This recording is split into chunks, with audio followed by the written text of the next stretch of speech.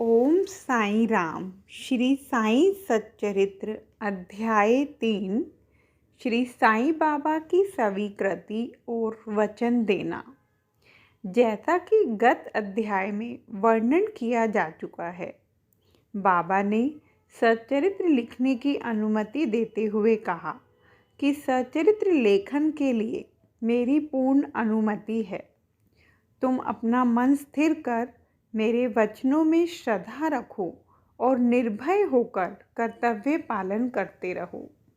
यदि मेरी लीलाएं लिखी गई तो अविद्या का नाश होगा तथा ध्यान व भक्ति पूर्वक श्रवण करने से दैहिक बुद्धि नष्ट होकर भक्ति और प्रेम की तीव्र लहर प्रवाहित होगी, और जो इन लीलाओं की अधिक गहराई तक खोज करेगा उसे ज्ञान रूपी अमूल्य रत्न की प्राप्ति हो जाएगी।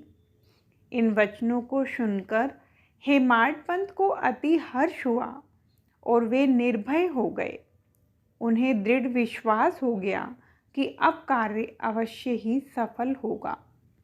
बाबा ने श्यामा की ओर दृष्टिपात कर कहा, जो प्रेम पूर्वक मेरा नाम स्मरण करेगा मैं उसकी समस्त इच्छाएं पूर्ण कर दूंगा। उसकी भक्ति में उत्तरोत्तर वृद्धि होगी। जो मेरे चरित्र और कृत्यों का श्रद्धापूर्वक गायन करेगा उसकी मैं हर प्रकार से सदैव सहायता करूंगा। जो भक्तगण हृदय और प्राणों से मुझे चाहते हैं उन्हें मेरी कथाएं श्रवण कर स्वभावतः प्रसन्नता होगी। विश्वास रखो कि जो कोई मेरी लीलाओं का कीर्तन करेगा उसे परमानंद और चिर संतोष की उपलब्धि हो जाएगी।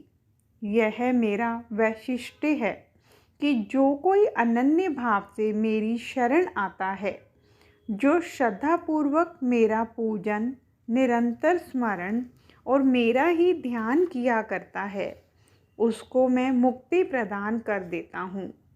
जो नित्य प्रति मेरा नाम स्मरण और पूजन कर मेरी कथाओं और लीलाओं का प्रेम पूर्वक मनन करते हैं, ऐसे भक्तों में सांसारिक वासनाएं और अज्ञान रूपी प्रवृत्तियां कैसे ठहर सकती हैं। मैं उन्हें मृत्यु के मुख से बचा लेता हूँ। मेरी कथाएं श्रवण करने से मुक्ति हो जाएगी। अतः मेरी कथाओं को श्रद्धापूर्वक सुनो, मनन करो। सुख और संतोष प्राप्ति का सरल मार्ग ही यही है। इससे श्रोताओं के चित्त को शांति प्राप्त होगी, और जब ध्यान प्रगाढ़ और विश्वास दृढ़ हो जाएगा तब अखंड चैतन्य घन से अभिन्नता प्राप्त हो जाएगी। केवल साईं साईं के उच्चारण मात्र से ही उनके समस्त पाप नष्ट हो जाएंगे।